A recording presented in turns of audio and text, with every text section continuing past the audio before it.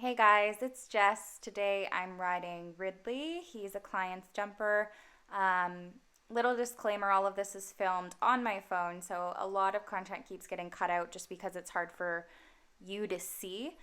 So the rides are really cut down. I will try to get longer rides in sooner than later. But with this horse, I like to start him on a lengthy rein and just get him pushing forward. He's a little bit older and he needs some stifle maintenance, so making sure that he's actually moving. He wants to be a slow guy on the flat at least. So pushing him forward and kind of having a lengthier rein and a softer seat and just letting him move freely is the way he likes to warm up. I throw in a lot of turns, a lot of circles, and then I'll start to throw in some downward transitions as we get going. And I'll try to take my rein once he's warmed up, start taking some contact on the outside rein and getting him just to accept a little bit of contact. That's his issue. He's a really sensitive horse.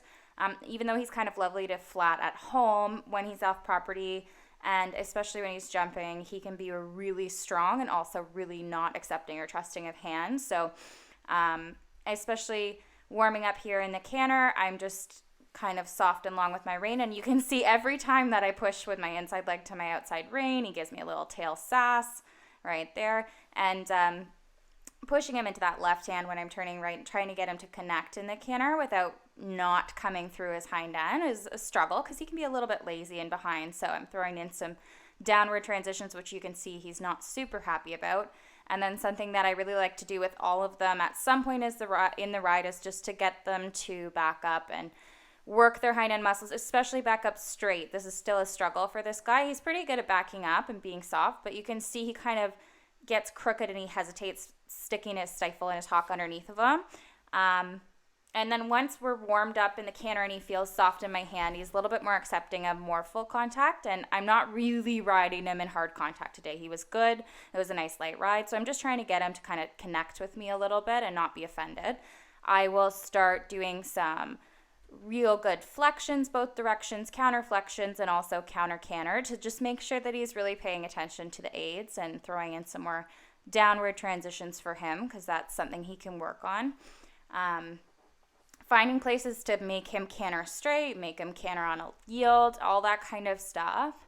He's not really experienced with the counter canter, but he's a very balanced horse, so I find that I can really get him to play around here and balance quite well, and he likes feeling like he's accomplishing something, so I get really excited when he does a circle or holds the counter all the way around or on a turn, and he relaxes. So that's kind of the whole point of this ride usually with him, especially if we're not jumping, is just to get him to really relax and also accept contact without having a panic attack about it.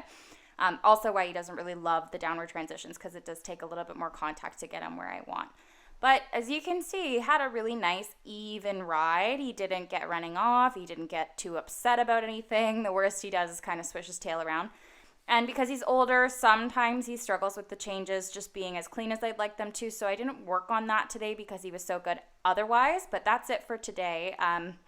I finish them all off with a trot usually and just try to get them to follow the bit down by lengthening my rein. And I'll try and get more footage soon.